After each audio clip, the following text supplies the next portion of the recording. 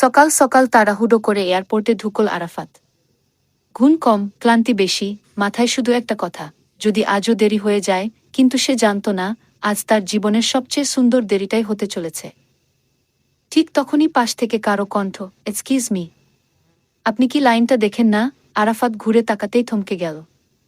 মেয়েটার চোখে রাগের ঝিলিক, কিন্তু হাসলে বুঝি পৃথিবীটা একটু থেমে যেত। দুজনেই একই ফ্লাইটের যাত্রী, আর দুজনেই লেট।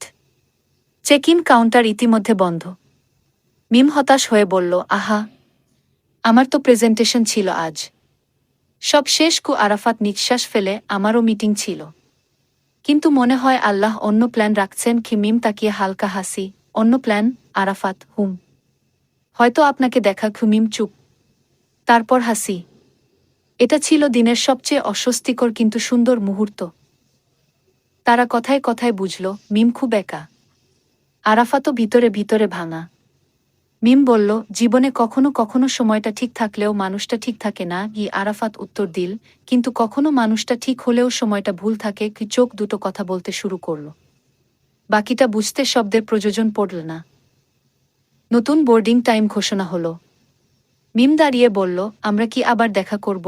আরাফাত শান্ত হাসি দিয়ে, ফ্লাইট মিস হলে ঠিক থাকি, আপনাকে মিস করলে থাকব না। মিমি চোখ ভিজে উঠল।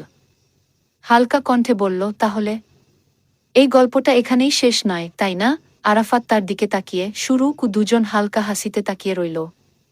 ফ্লাইট গেল, কিন্তু গল্পটা রয়ে গেল।